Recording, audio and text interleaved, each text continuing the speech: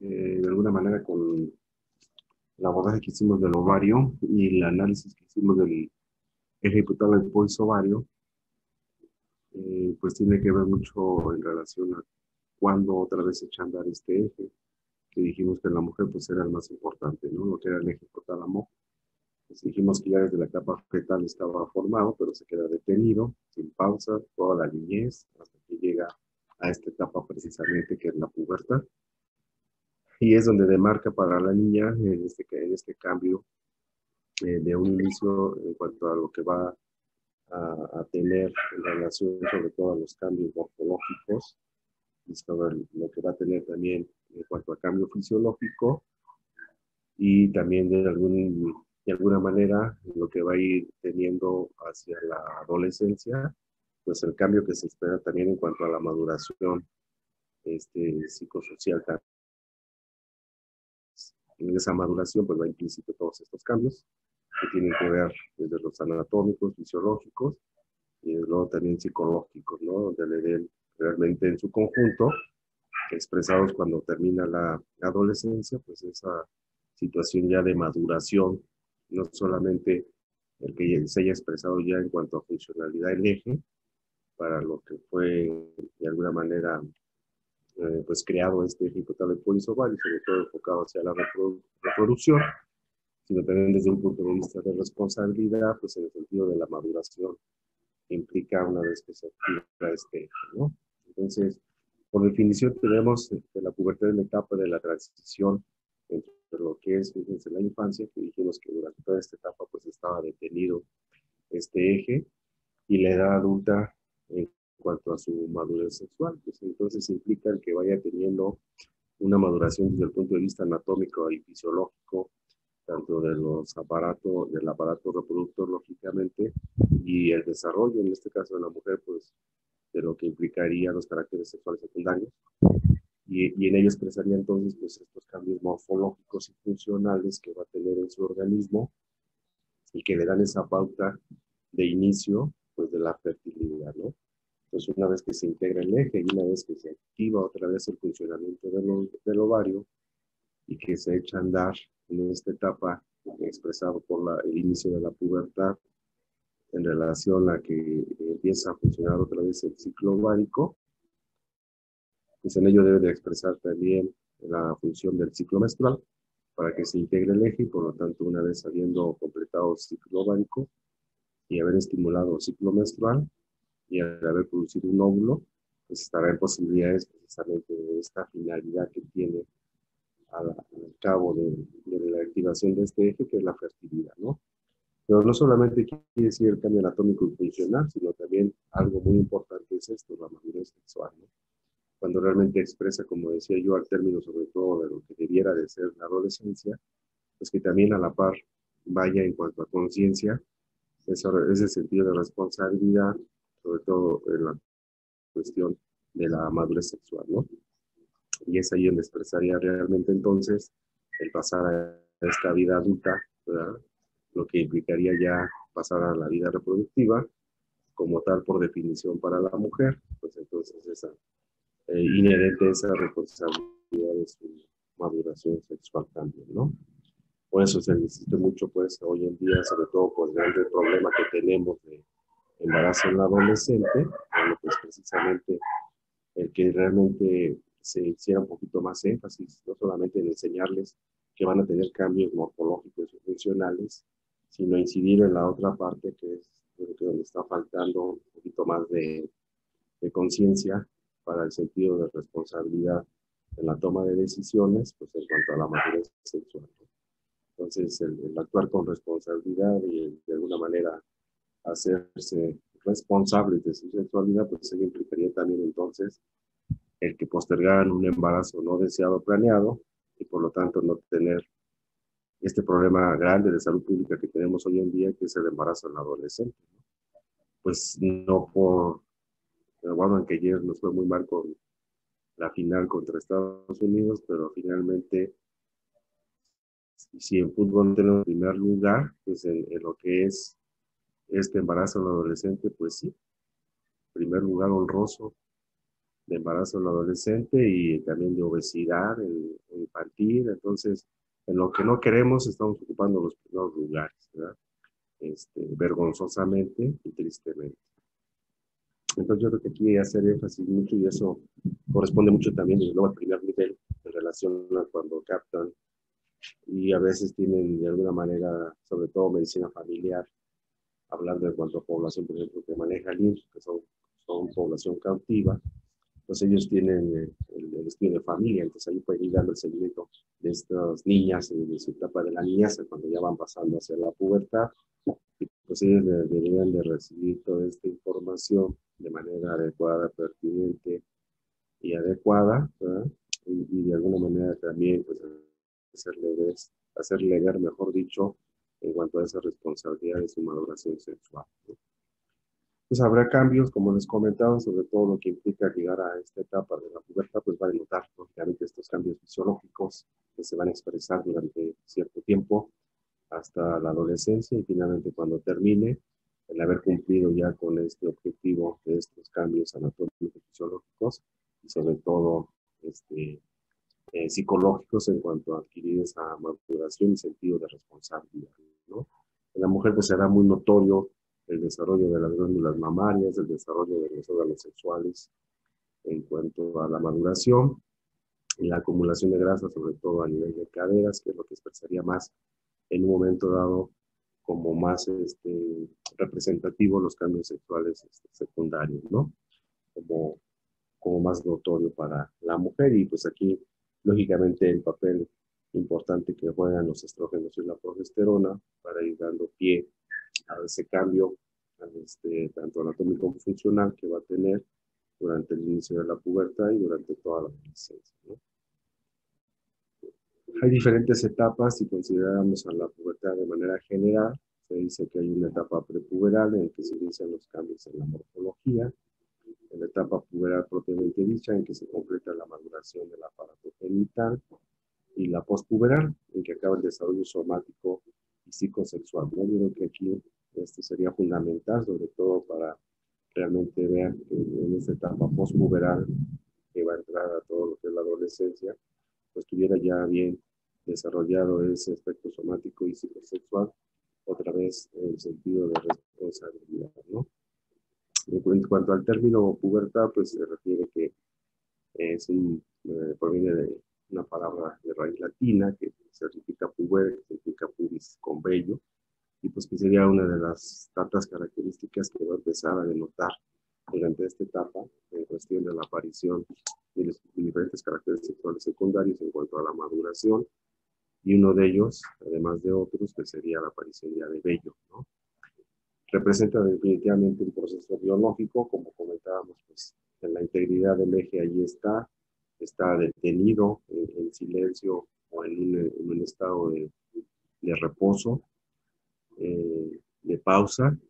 durante toda la etapa de la niñez, hasta que llegan ciertos estímulos que van a ser los que van a desencadenar y van a ser los que van a hacer o despertar, mejor dicho, el eje para que se dé el inicio de la pubertad, ¿no? Se van a desarrollar los caracteres sexuales secundarios que ya comentábamos, empieza la maduración completa ya de las gónadas, hay adquisición del pico de masa ósea, grasa muscular y lógicamente pues lo que le llaman el famoso estirón, ¿no? Empieza a haber un cambio importante en lo que es la estatura y de ahí que de alguna manera también dentro de lo que son las teorías para que inicie la pubertad, pues se dice que es este cambio en la cuestión del índice de masa corporal o muscular también, sobre todo lo que tiene que ver con este crecimiento óseo, ¿verdad? Pues sería como que uno de los chips que de alguna manera se encienden para decir que empiece ya ese cambio de la niñez hacia la pubertad, ¿no? Cuando el cuerpo de esta niña empieza a notar precisamente ya ese cambio de la grasa y músculo en cuanto a crecimiento, y también los huesos largos sobre todo empiezan a tener mayor crecimiento, entonces se da ese despertar en un momento dado ya para que se dé el inicio de la pubertad, ¿no? Hay aparición de los caracteres sexuales secundarios como comentábamos, va a variar lógicamente si es hombre o si es mujer, ¿verdad? Existe una dimensión estándar más o menos de 2.5 en relación al inicio y diferente en cuanto a si es hombre o mujer, ¿verdad? Se dice que lógicamente las mujeres empiezan más pronto que los varones. La telarquía en el caso de las mujeres pues empieza entre aproximadamente 8 a los 13 años. Hoy vemos que ya prácticamente el primer indicio de estos cambios anatómicos empiezan prácticamente desde los 8 años, ¿no? Cada vez se está viendo a más temprana edad ya el inicio de los cambios morfológicos y desde luego de ahí ya los funcionales de etapas muy tempranas, ¿no? Que le preocupa mucho a la mamá porque pues, es una niña de 8 años, pues está muy chiquita como para que ya inicie con cambios en cuanto empieza a notar como dentro de las primeras apariciones notorias, pues la telarquía, ¿no? Entonces, pues es preocupante para muchas de ellas que inmediatamente las llevan al médico para ver si realmente sí va a expresar que ya va a iniciar con sus cambios y que de alguna manera pues le preocupa en relación pues por la edad sobre todo, porque quizás psicológicamente pues no esté todavía preparada para ello, ¿no? Pero antes si teníamos un promedio que en la menarca se presentaba entre los 10, 11 años, pues hoy lo vemos ya presente desde los 8, 9 años presentando ya su primera menstruación, ¿no? Entonces se ha ido recorriendo cada vez más por diferentes circunstancias ambientales, nutrición, alimentación, etcétera. No problema de la obesidad, entonces son muchos factores que han influido ahora para que esta edad se vaya recorriendo cada vez más y en promedio hoy en día, sobre todo en nuestra población mexicana, pues prácticamente entre los 8 y 9 años ya están teniendo la aparición del botón mamario, ¿no? La OMS lo define como entre un promedio en cuanto a estas etapas de adolescencia entre los 10 hasta los 19 años, ¿no? Y que va a ser diferente, como les comentaba, según sea varón o mujer, pero bueno, podemos dividirlo en estas fases de la inicial, media o tardía, según este estudio que vemos acá del lado derecho, es de alguna manera para tomar en consideración estos cambios que vayan en un progreso cronológico normal, los podemos dividir en esta etapa como inicial, media o tardía, aunque vemos aquí el punto de corte porque este estudio es español, pues ellos lo marcan desde el inicio, desde los 10 años, cuando nuestra población prácticamente desde los 8 años ya pueden empezar a tener esa fase inicial de cambio morfológico y posteriormente funcional en cuanto a la maduración ya del eje, ¿no? Una media entre 15 y 17 y tardía entre 18 y 21. Y estos parámetros, sobre todo la media y tardía, nos sirven y lo recuerden, porque la contraparte de esto, de lo normal, pues vendría a ser lo anormal, ¿verdad? Cuando tenemos una pubertad precoz, o bien cuando tenemos una pubertad retrasada, pues también ahí tomar en consideración estos puntos de corte en relación a las medias para saber cuándo en cronología normal va en evolución estos cambios de la pubertad, ¿no? Y considerarlos todavía como un rango normal, o bien cuando ya podemos establecer que estamos ante una alteración del desarrollo de la pubertad adolescente, ¿no? Específicamente la adolescencia se refiere a una palabra latina que se refiere a adolescere, del verbo adolecer, por eso se dice que durante esta etapa, durante todos estos cambios que le representan desde el punto de vista psicológico al adolescente, pues es un choque totalmente psicológico que tiene en su identidad y en su carácter, etcétera, en relación a que anda buscando realmente esa identidad propia que va a tener y de ahí pues ya quedar marcado para lo que será su vida adulta en cuestión de la maduración, ¿no? Etapa crítica, y ya lo vieron ustedes, espero que ya la hayan superado, pero finalmente, bueno, vemos que esta etapa en general sigue siendo un problema, sobre todo para los padres en relación de la comprensión, de poderlos entender, el que él se pueda expresar y a su vez también hacerse entender, etcétera, por lo que representa todo este cambio, ¿no? Y pues viene denotado mucho más que esta situación de imperfección o defecto que sí lo llegan a tomar algunos adolescentes durante esta etapa y que puede traer algunas consecuencias a veces no tan deseables, pues iríamos más hacia un crecimiento y maduración como tal, a completar esta otra etapa después de la pubertad, ¿no? Y se acompaña de estos cambios, como comentábamos, físicos, psicológicos, emocionales y sociales. Aquí ya integra prácticamente todo, en donde ya una vez que ha tenido estos cambios físicos y empieza a tener esos cambios anatómicos y morfológicos, pues empieza esta etapa de la aceptación. Finalmente el cambio psicológico, el adaptarse ya a otra etapa y otro aspecto también que va a tener desde el punto de vista emocional y social, pues la aceptación de los grupos o roles sociales, ¿verdad? Entonces que implica mucho también, inclusive no solamente social, sino familiar también, según el número de hermanos que tenga, etcétera, y lo que puede producir desde el punto emocional también por estos cambios que le pueden llegar a representar desde un impacto psicológico, pues también en esa aceptación, ¿no? Pues con todo ello, pues ya es una etapa, en resumen, pues difícil, que tiene que ir asimilando y aceptando el adolescente, finalmente para que todo ello en su conjunto, si llega a haber realmente ese equilibrio de cronológico normal, pues pase a esta etapa de la maduración ya hacia la adultez desde este punto de vista, ¿no? Y no vaya arrastrando ya problemas que posteriormente ya en su vida adulta pues le puedan atraer o seguir trayendo o acarreando muchos problemas, ¿no? Desde muchos puntos de vista. Entonces es importante que alcance este equilibrio. Este patrón de la pubertad, como dijimos, está influenciado por diferentes factores. Pueden ser desde los genéticos, y ahí también que muchas veces desde este punto de vista de antecedente hereditario, pues puede ser también el que inicie más tempranamente o más tardíamente con todos estos cambios, ¿no? Por lo que tiene que ver en cuestión de la herencia también familiar, geografía, etnia, etcétera, ¿no? Salud individual también, pues si tiene ya algún padecimiento crónico degenerativo, inmunológico, que le pueda estar acarreando un problema, pues esto va a limitar también el desarrollo normal, sea temprano o tardío, de la aparición de la pubertad. La alimentación, el estado socioeconómico y la actividad corporal, bueno, pues pueden influir también en un momento dado para que se expresen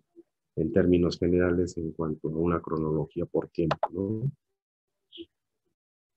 Va a haber regulación del sistema liberador de neurotropinas, pues como dijimos, acuérdense que estaba inhibido, estaba parado, desde la vida intrauterina, todo lo que era la niñez, y posteriormente cuando llega este despertar en la pubertad, ante esa identificación del organismo de la niña, de esa ganancia de peso, índice de masa corporal, que le representa un cambio, más el crecimiento óseo,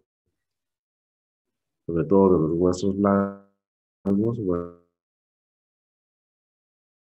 pues es un mecanismo de inicio de la pubertad, ¿no? Empieza la maduración, lógicamente, del aparato reproductor,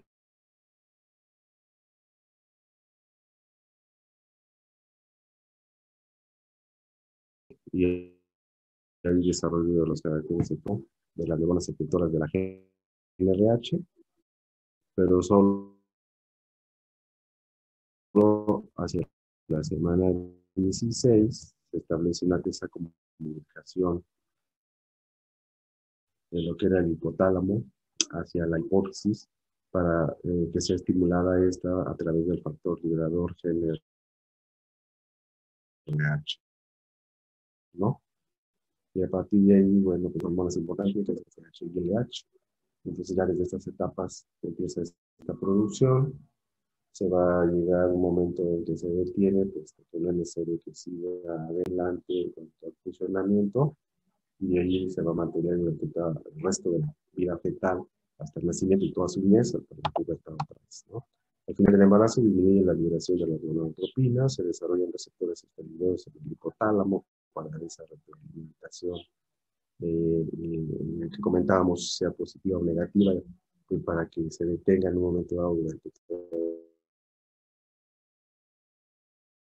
etapa, porque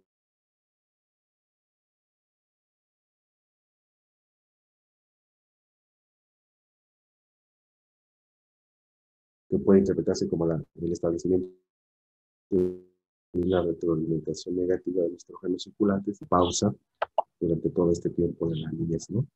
Durante la etapa postnatal, pues dice que la secreción está aumentada de FSH y LH, con cierta elevación del estradiol circulante, pero en muy pocos meses se produce un incremento de la emisión general pulsátil de la GnRH, que estamos viendo ahorita esa retroalimentación negativa estrogénica, y por lo tanto, pues aquí ya no se llega a producir precisamente para que quede detenido y en stand-by hasta que llegue la pubertad, ¿no? Durante la infancia, pues esta secreción de GnRH funciona débilmente, con pulsos de baja amplitud y escasa frecuencia, y al acercarse lo que es la pubertad, se produce una disminución de la influencia inhibidora del sistema nervioso central, pues para que se libere precisamente este factor inhibitorio del factor liberador GnRH, y por lo tanto, pues empiece ahora sí ya con una secuencia más fuerte esa liberación, los pulsos o los impulsos de liberación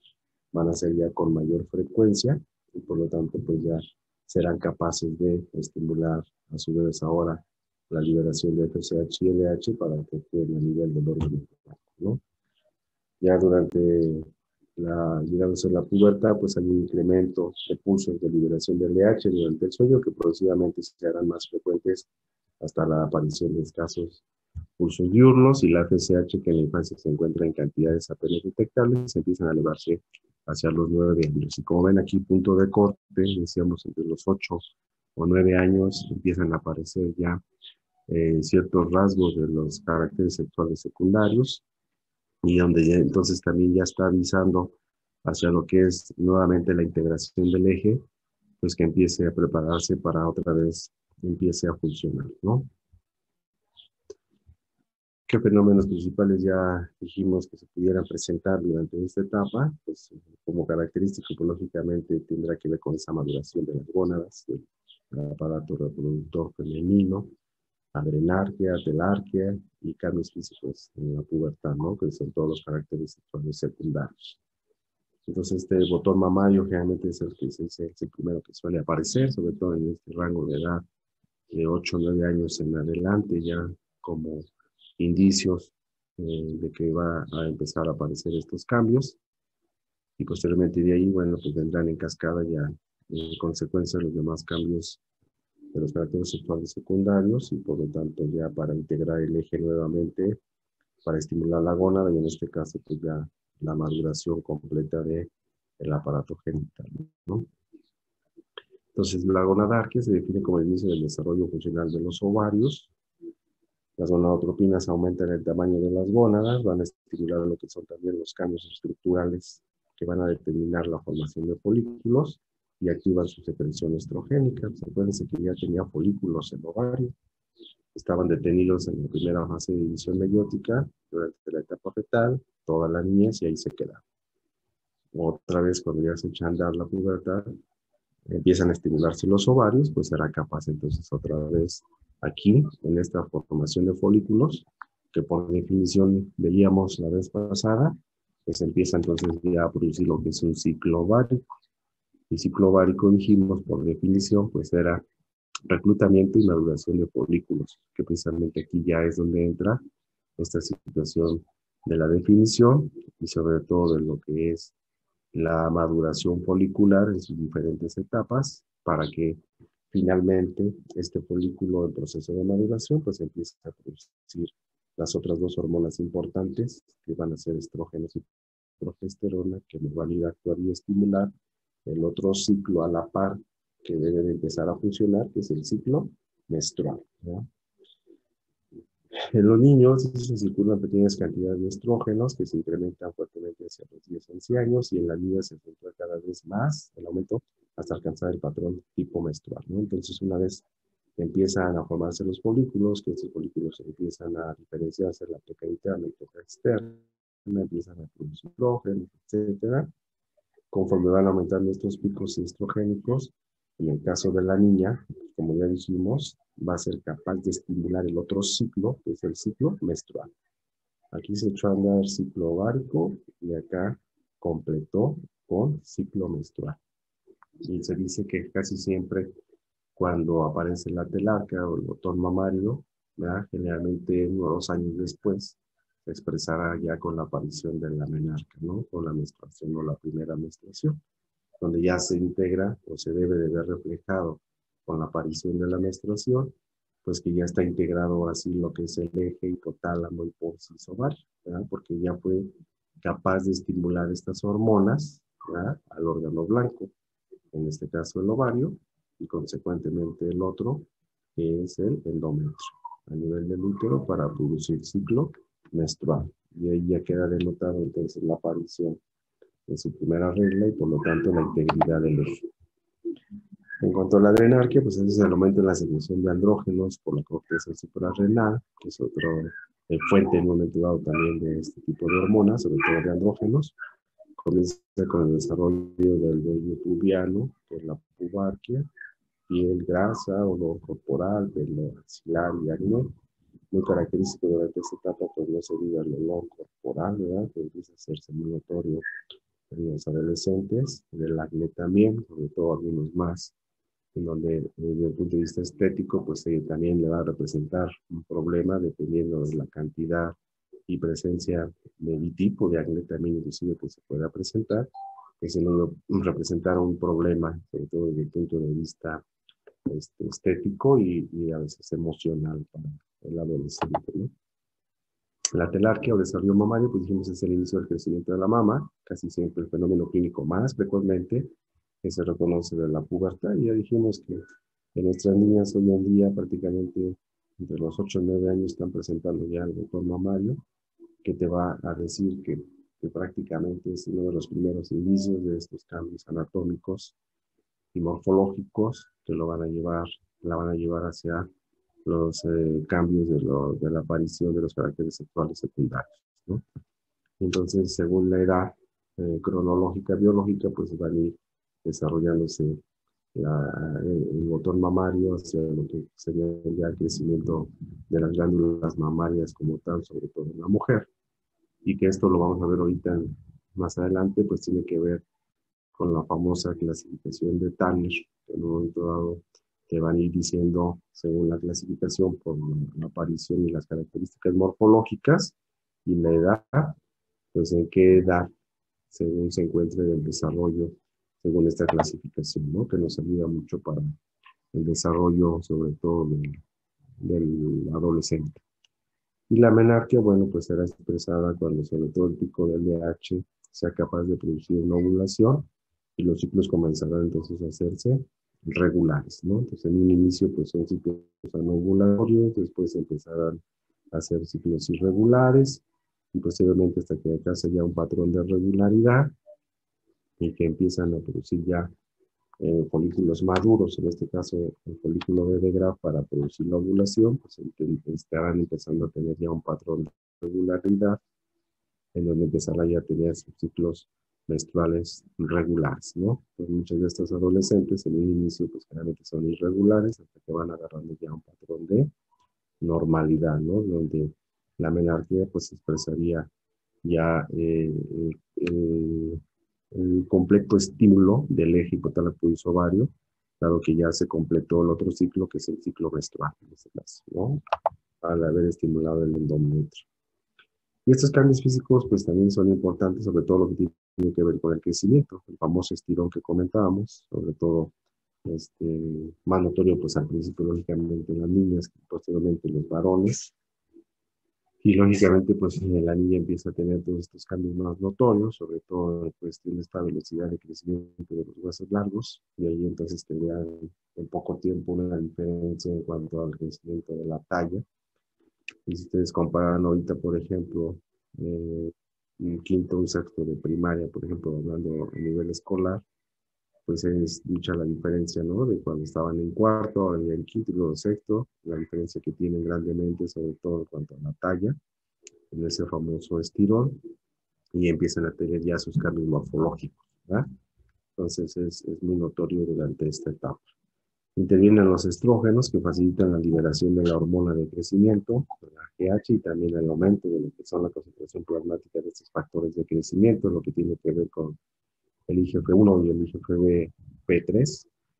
en donde sobre todo va a tener mucha influencia sobre otra vez los huesos largos, ver lo que es las epífisis de crecimiento, pues para que se vea precisamente esta diferencia en cuanto a la estatura que estaba manteniendo durante la etapa de la niñez y ahora hacia el crecimiento inicial de la pubertad, en donde va a verse esa gran diferencia en cuanto al crecimiento, ¿no? Las mujeres incrementan una talla alrededor de 25 centímetros, los hombres en promedio unos 28 centímetros, ¿no? En cuanto a los cambios corporales, pues también empieza a haber este incremento de la masa muscular,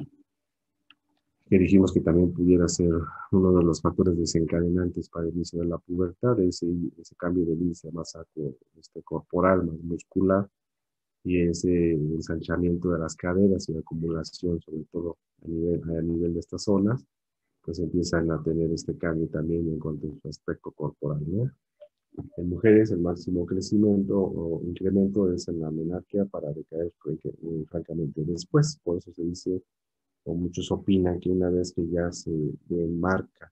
la menarquia, o se expresa la menarquia o presenta la menarquia, pues realmente ya va a tener pocas posibilidades de crecimiento notorio, ¿verdad? Entonces, es que lo que creció, creció, y básicamente cuando ya reventó, pues prácticamente está marcado ya quizás en promedio la estatura que va a tener casi para de ahí en adelante hacia lo que es la maduración como tal en su etapa reproductiva. En los últimos estadios de la pubertad se puede notar el incremento de grasa en la mujer, ya dijimos sobre todo acumulación a nivel de la cadera, que es lo más notorio, por eso se habla del desanchamiento de las caderas como un cambio anatómico en los caracteres sexuales secundarios, ¿no? En cuanto a los genitales, pues el aumento de los labios menores, el engrosamiento de los labios mayores, con un cambio general de orientación de la vulva también, pues se nota ese cambio de la maduración y que se ve expresado, como comentábamos, sobre todo pues en esta clasificación que comentábamos del famoso Tanner, ¿no? Que fue descrito ya desde hace muchos años, desde 1962, pero que finalmente, bueno, aquí sigue siendo muy útil para clasificar en estos estadios en cuanto al desarrollo morfológico que está teniendo, ¿verdad? Y tenemos niñas a veces que tienen una edad cronológica de 10, de 11 años, pero más sin embargo un desarrollo de Tanner, que te están hablando ya de un estadio 4, por ejemplo, es decir, muy desarrolladas, que quizás no van acorde con la edad cronológica real que ella tiene como tal. Más sin embargo, por este despertar temprano y desarrollo de todo lo que implica morfológicamente y anatómicamente el cambio, pues se expresa en esta maduración muy rápida hasta llegar a un estadio quizás 4, que no va acorde muchas veces con la edad como tal, ¿no? Y la edad ósea también para muchos endocrinólogos sobre todo y algunos médicos, sobre todo traumatólogos, pues para ellos es importante esta edad cronológica ósea porque de ahí estiman también de alguna manera o pueden inferir también de alguna manera la edad real que pudiera tener esta niña en cuanto a sus cambios anatómicos, ¿no? Y también esto se verá como puede ser también de un valor predictivo en relación a la edad ósea, sobre todo para aquellos que llegan a tener una pubertad precoz, ¿no? Esas posibilidades que tendrá todavía de seguir creciendo, que no se detenga el crecimiento sobre todo de los huesos largos y el cierre de las epífisis tempranas para limitar el crecimiento y por lo tanto aquí sí será ya por su especialidad pertinente, pues que ellos determinen la edad ósea y ver esas posibilidades hablando de la patología que sería una pubertad precoz, pues que tantas posibilidades tiene todavía de oportunidad de crecer algo más y que no les retrase ya su crecimiento y que se detenga ahí con una estatura baja por haber presentado esta pubertad precoz, ¿no? Los niveles también van a diferir mucho en relación en cuanto al hombre o mujer, y sobre todo en lo que tiene que ver de la FSH, pero bueno, pues finalmente conforme va pasando por las diferentes etapas, pues se va a ir expresando ya una producción más normal en relación a la estimulación que tiene que tener la hormona como tal, ¿no? Dependiendo de la etapa en que se encuentre, bueno, pues te dan las concentraciones normales que debe de presentar para que sea capaz de estimular el ciclo ovárico, ¿no? En cuestión de una función normal. Y les comentaba de la talla ósea, entonces finalmente aquí la edad ósea también es importante, cuando sobre todo está presentando una patología de la pubertad, que en este caso sería la pubertad precoz, pues para saber todavía qué tantas posibilidades tiene y que no vaya a tener ese cierre prematuro de las epífisis y por lo tanto se detenga ya el crecimiento por este cierre prematuro y por lo tanto ya no tenga posibilidades de crecer, ¿no? Y quedara con estatura baja y pues que ya no cayera en el rango de normalidad en cuanto al crecimiento de la ganancia de talla por haber tenido esta situación precoz y la detención o cierre prematuro de sus epífisis, de sus huesos largos, y ya no le permitió crecer, ¿no? Y es aquí, pues bueno, ya con el tratamiento específico de los especialistas, pues verán qué hacer en un momento dado para tratar de que gane más talla y no quede con una talla baja, ¿no? El otro hormona importante, como comentábamos, pues era la LH también, que dentro de lo que es la estimulación de las dos hormonas principales, que es FSH y LH, bueno, pues tendrán en implicancia y en importancia, sobre todo cuando llegan a la etapa ya de la pubertad, pues la producción ya cada vez mayor de estas dos hormonas para que vayan regularizando el ciclo ovárico y con ello la expresión ya del ciclo menstrual, pues para que se integre lo que es el eje ya en cuanto a la normalidad, ¿no? Pues ya nada más como repetición, pues vemos todos los cambios que puede tener la mujer en este sentido una vez que se empieza ya a tener la expresión de los cambios puberales en relación a los caracteres sexuales secundarios, y una vez que empieza a integrarse el eje, pues vemos como una de las características que se van a denotar, pues es la aparición ya de la menstruación, que nos hablaría que prácticamente el eje está integrado en cuanto a la funcionalidad de estos dos ciclos, ciclo ovárico y el ciclo menstrual como tal, ¿no? Para denotar ya la expresión de la funcionalidad del eje como tal. Y la menarquia, bueno, pues vemos que es la aparición, como comentábamos, aunque suele considerarse un evento tardío en relación a la aparición, por ejemplo, de la telarquía, pues puede presentarse unos 2 años más o menos de cuando se presentó la aparición del botón mamario, por ejemplo, ¿no? Y bueno, pues dependiendo mucho de la complexión física, los antecedentes familiares, lo que sería la cuestión hereditaria, todo ello, pues también puede tener un momento dado la implicancia de ver si se presenta o no en promedio alrededor de estos 2 años, y sobre todo cuando ya tiene una expresión hacia un Tanner 4 aproximadamente, con todos los cambios que implicaría esta etapa de la maduración en cuanto a todos los cambios anatómicos y morfológicos de los caracteres sexuales secundarios, ¿no? Entonces, si vemos un Tanner 4, pues prácticamente ya tiene desarrollado parcialmente ya las glándulas mamarias, la aparición del vello en cuanto a la distribución, que dijimos que era importante observar en la mujer, que era de un triángulo invertido, ¿verdad? El ensanchamiento de las caderas, acumulación de grasa, etcétera.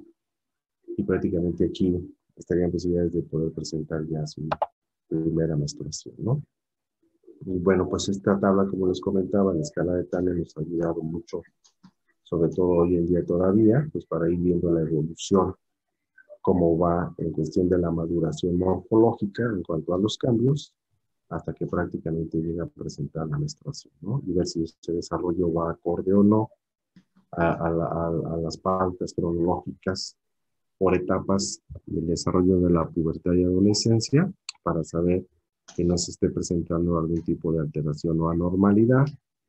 en cuanto a su desarrollo, sea esta aparición temprana o aparición tardía, según la evolución cronológica que debe de tener de los diferentes estadios conforme va avanzando la pubertad o bien a completar la adolescencia, ¿no? Creo que ya se me va a acabar el tiempo, pero era la última diapositiva. No sé si tienen alguna pregunta. Y si no, pues mañana veríamos lo que serían ya las patologías de pubertad precoz y